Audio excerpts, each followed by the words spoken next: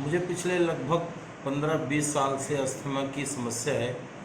एक बार जब अस्थमा की समस्या शुरू हुई थी तो यहाँ एक्यूपंक्चर का ट्रीटमेंट कराया था, काफ़ी रिलीफ हुआ था।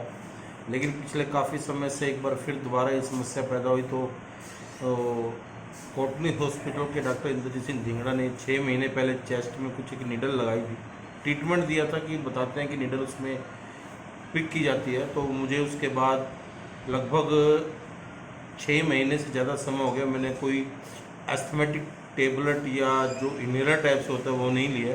तो काफ़ी रिलीफ हुआ। आज फिर वो ट्रीटमेंट करवाया मुझे, कोई चेस्ट में निडल प्रिक की है, लेकिन इस निडल से काफ़ी फ़र्क पड़ रहा है। और ख़ास को उन अस्थमेटिक पेशेंट के लिए उन्हें एक बार ज़रूर ट्राई करना चाहिए जिन्हें सीवियर अस्थमेटिक प्रॉब्लम है, इससे काफ़ी लाभ होता है।